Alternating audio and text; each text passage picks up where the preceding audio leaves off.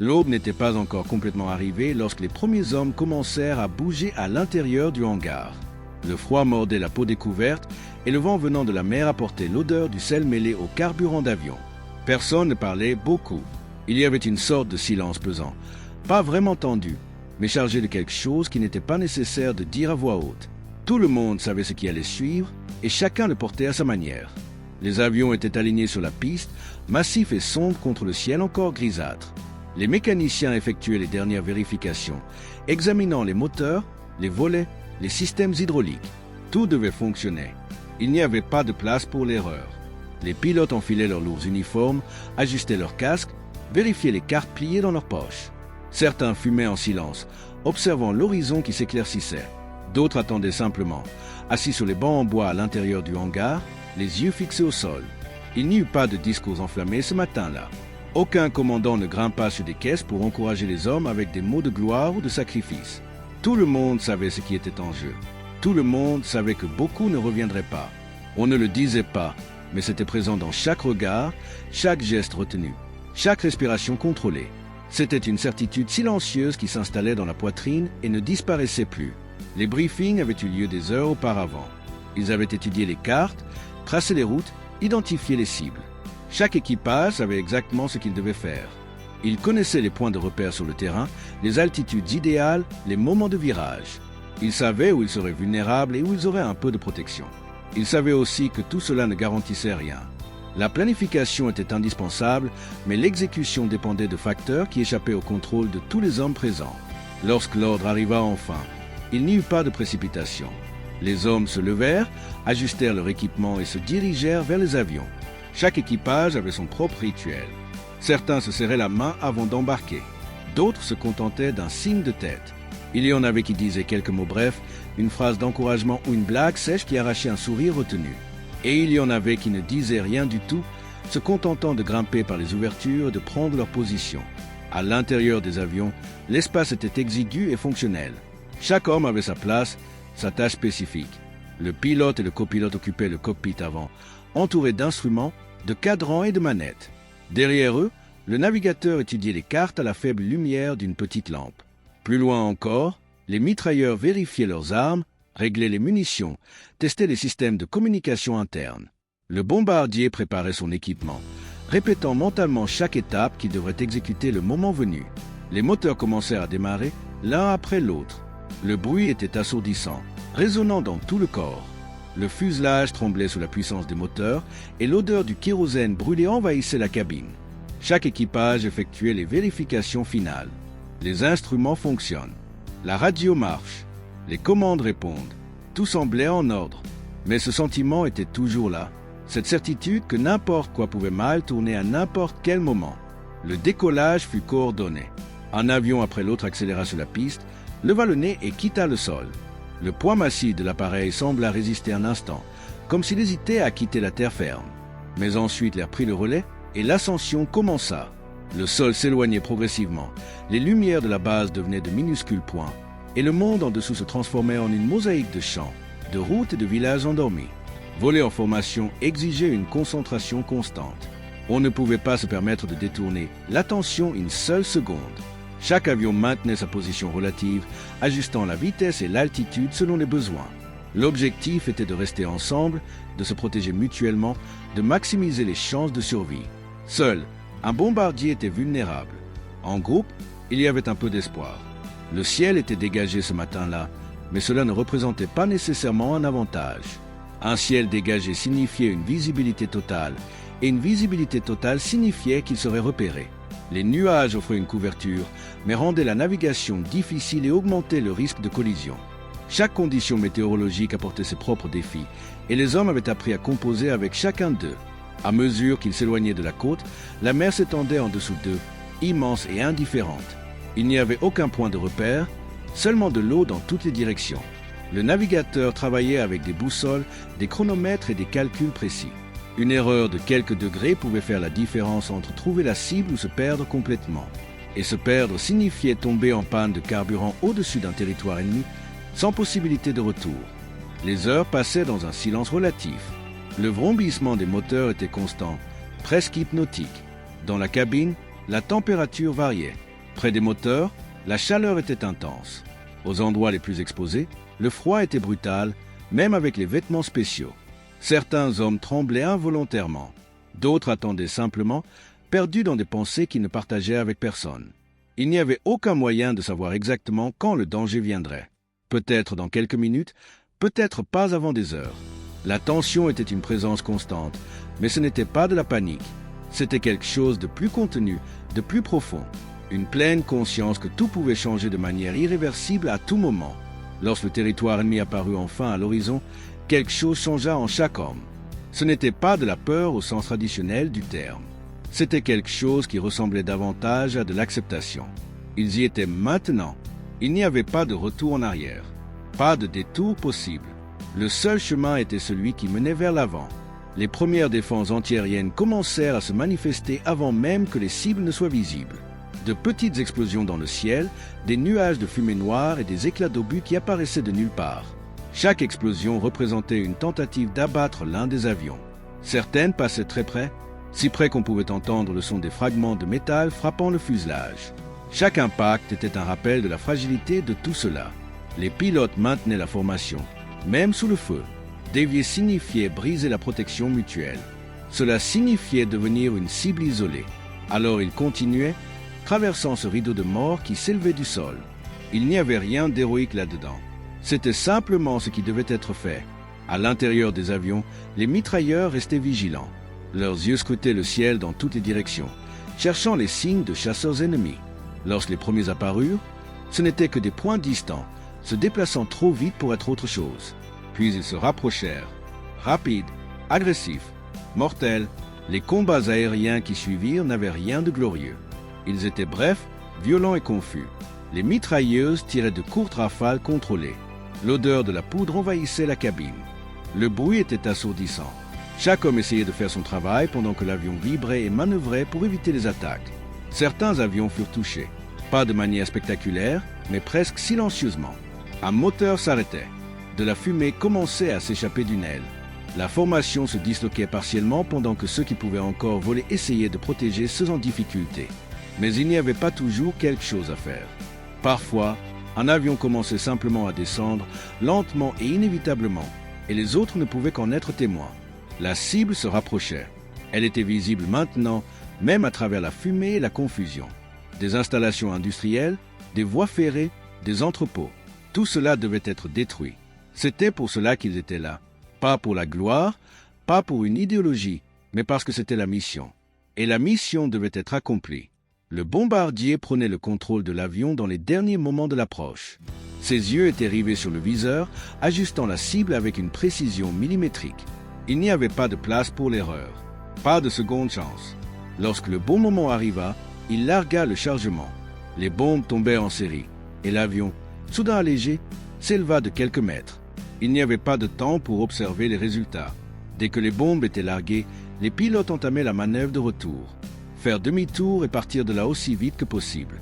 Mais le chemin du retour était aussi dangereux que celui de l'aller. Les défenses étaient toujours actives. Les chasseurs étaient toujours dans les airs. Et maintenant, avec des avions plus légers et moins de munitions, ils étaient encore plus vulnérables. Certains équipages ne purent pas revenir.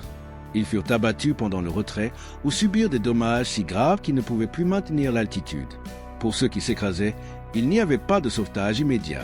Pas de garantie de survie. Certains réussirent à sauter en parachute avant que leurs avions ne s'écrasent. D'autres n'en eurent pas l'occasion.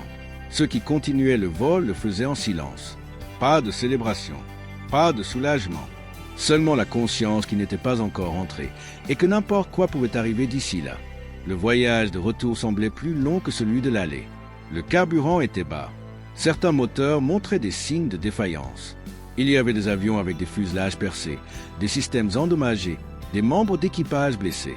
Mais ils continuaient parce qu'il n'y avait pas d'alternative, parce qu'abandonner signifiait mourir. Lorsque la côte apparut enfin à l'horizon, quelque chose bougea à l'intérieur de chaque homme. Ce n'était pas exactement de l'espoir. C'était quelque chose de plus subtil. La possibilité que peut-être, juste peut-être, ils y arriveraient.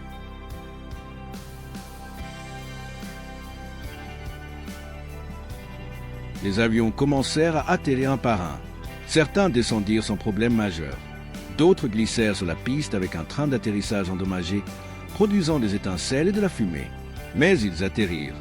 Et lorsqu'ils s'arrêtèrent enfin, que les moteurs furent coupés, le silence qui suivit était presque irréel. Les hommes descendirent lentement. Certains avaient besoin d'aide. D'autres marchaient seuls, mais difficilement. Il y avait du sang sur certains uniformes. Des visages pâles, des mains tremblantes, des regards vides.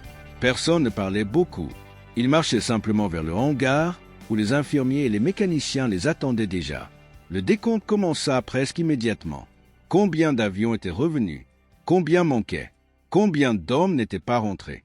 Les chiffres étaient froids, mais chaque nombre représentait quelqu'un. Quelqu'un qui avait décollé ce matin-là sans savoir s'il reviendrait. Dans les jours suivants, quelques informations arrivèrent. Des rapports sur des parachutistes capturés, des épaves trouvées dans certaines zones. Mais pour beaucoup, il n'y eut jamais de confirmation. Seulement l'absence. Seulement le vide là où il y avait eu une présence auparavant. Les missions continuèrent. Jour après jour, semaine après semaine. De nouveaux équipages remplacèrent ceux qui n'étaient pas revenus. De nouveaux visages occupèrent les mêmes sièges. Et à chaque décollage, cette même certitude silencieuse était présente. La certitude que peut-être ce serait la dernière fois. Il n'y avait rien de romantique là-dedans. Pas de musique de film épique ou de discours inspirants.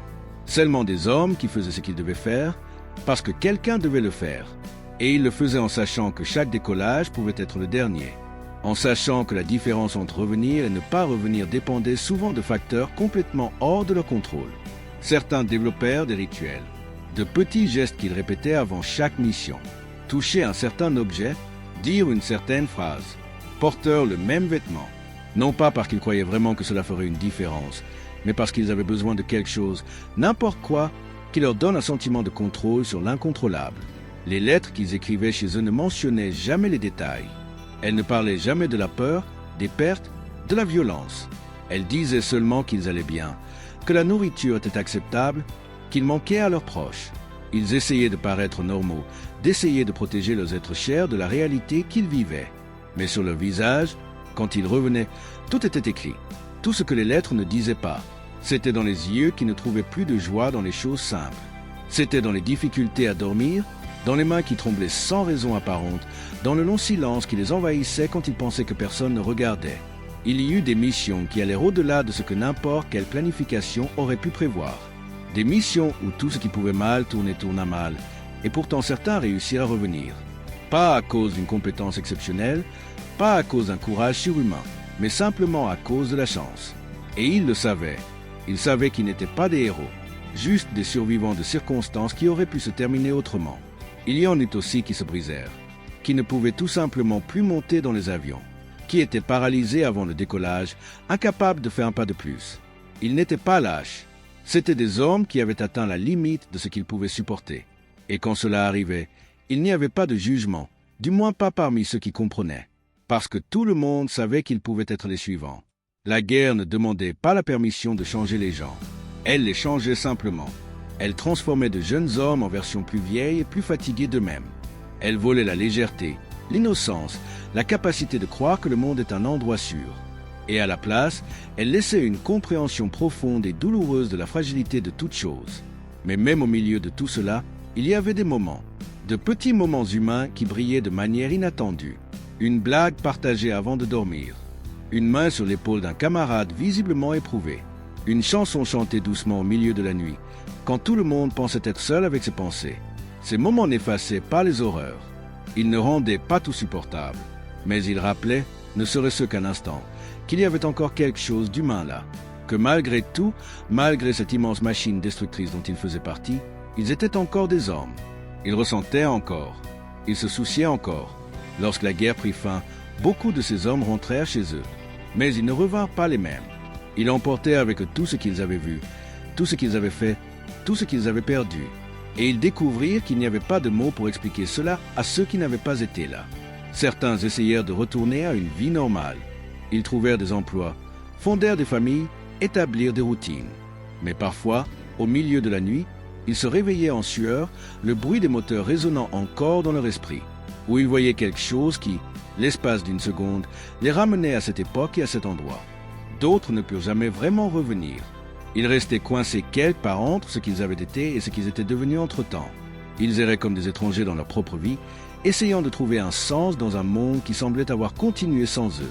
Il y en eut aussi qui ne revinrent jamais sous aucune forme. Ceux dont les noms furent gravés sur des monuments froids et distants. Ceux dont les histoires furent résumées en quelques lignes dans des documents officiels. Ceux dont les familles attendirent des nouvelles qui n'arrivèrent jamais, ou qui arrivèrent trop tard, ne faisant que confirmer ce qu'elles craignaient déjà. Ce qu'ils ont fait n'était pas vain, diraient certains. C'était nécessaire, diraient d'autres. Mais pour les hommes qui étaient là, ces justifications semblaient souvent vides. Ils connaissaient le prix réel. Ils savaient ce qui avait été perdu. Et ils savaient qu'aucune cause, aussi juste soit-elle, ne pouvait ramener ce qui avait été pris. Des décennies plus tard, quand ils étaient vieux, quand la plupart des gens autour d'eux n'étaient même pas nés pendant ces années, certains commencèrent enfin à parler. Pas pour se glorifier, pas pour se vanter, mais parce qu'ils sentaient que quelqu'un devait savoir. Quelqu'un devait comprendre qu'il n'y avait rien de glorieux là-dedans. Seulement de la peur, de la douleur, de la perte et une tentative désespérée de survivre un jour de plus. Ils racontaient leurs histoires à voix basse et le regard lointain. Ils décrivaient les détails qu'ils avaient gardés pendant des décennies, essayant de faire comprendre aux auditeurs non seulement les faits, mais les sentiments, l'incertitude constante, le poids de la responsabilité, la solitude, même entourée d'autres, la certitude que tout pouvait se terminer à tout moment. Et quand ils finissaient de parler, ils restaient souvent silencieux pendant de longues minutes, comme s'ils avaient ouvert une porte qui était restée fermée trop longtemps et qu'ils ne savaient plus comment la refermer. Le ciel dans lequel ils ont volé n'existe plus de la même manière. Les avions ont été démontés, recyclés, oubliés. Les bases ont été fermées ou transformées en autre chose. Les hommes qui étaient là sont presque tous partis maintenant. Mais la mémoire demeure. Pas comme quelque chose de distant et académique, mais comme quelque chose de viscéral et de réel. Parce que chaque homme qui a décollé ce matin-là, et tous les autres matins semblables, a emporté avec lui un fragment de l'expérience humaine la plus profonde. L'expérience de faire face à sa propre mortalité, de prendre des décisions en sachant que les conséquences peuvent être définitives, de continuer même quand tout à l'intérieur hurle de s'arrêter. Ils n'étaient pas des super-héros. Ils n'avaient pas de capacité spéciale. C'étaient des hommes ordinaires placés dans des circonstances extraordinaires. Et ils ont fait ce qu'on leur demandait, même en sachant que le prix pouvait être absolu. Aujourd'hui, quand nous regardons en arrière, il est facile de voir des chiffres, des statistiques, des cartes stratégiques. Mais chaque chiffre était un nom. Chaque statistique était une vie. Chaque point sur la carte était un endroit où quelqu'un a eu peur, où quelqu'un s'est battu, où quelqu'un est mort. Et peut-être que la vraie leçon ne parle pas de courage ou de sacrifice. Peut-être qu'elle parle de comprendre que la guerre n'est pas un récit épique. C'est une série de décisions impossibles, de pertes irréparables, de traumatismes qui ne guérissent jamais complètement. Ces hommes ont décollé sans savoir s'ils reviendraient. Et beaucoup ne sont pas revenus. Mais même ceux qui ont réussi à atterrir à nouveau, qui ont retrouvé la terre ferme, ne sont jamais complètement revenus. Une partie d'eux est restée là-bas, dans les avions tombés, dans les camarades perdus, dans les moments de terreur absolue qu'ils ont vécus. Et c'est ce dont nous devons nous souvenir. Pas de la gloire fabriquée, pas des discours pompeux, mais de la réalité brute et douloureuse d'hommes qui ont fait ce qu'ils pensaient devoir faire et qui ont payé d'une manière qui n'est pas toujours visible. Parce que lorsque le dernier avion a décollé pour cette dernière mission, quand les moteurs ont été définitivement arrêtés, quand le silence a enfin occupé les pistes vides, ce qui restait n'était pas une victoire au sens traditionnel. C'était seulement la fin, et la certitude que rien, mais vraiment rien, ne serait plus jamais comme avant. Les hommes qui ont survécu ont porté cela avec eux pour le reste de leur vie. Certains en ont parlé, d'autres n'ont jamais dit un mot, mais tous l'ont porté. Et quand ils sont finalement partis, ils ont emporté avec eux des morceaux d'histoire qui ne peuvent pas être entièrement reconstruits. Seulement commémorés, seulement honorés pour ce qu'ils étaient vraiment. Pas des héros parfaits, pas des méchants, juste des hommes, qui ont décollé par des matins froids et incertains, qui ont volé au-dessus de territoires ennemis, qui ont fait face à l'inimaginable, et qui, à la fin, n'étaient que des hommes essayant de survivre dans un monde qui avait complètement perdu la raison. Et peut-être que c'est ce qui compte le plus. Pas les grands actes consignés dans les livres, mais ces petits moments humains qui ont persisté, même quand tout autour d'eux était inhumain. Les décisions de continuer, quand il aurait été plus facile d'abandonner. La loyauté envers les camarades, même quand leur propre survie était en jeu. Parce qu'à la fin, quand tout le reste est oublié, quand les détails se perdent dans la brume du temps, ce qui reste, c'est cela. Le souvenir d'hommes qui ont fait face au pire que l'humanité puisse créer et qui ont quand même essayé de rester humains, qui ont décollé en sachant qu'ils ne reviendraient peut-être pas, et qui ont quand même décollé.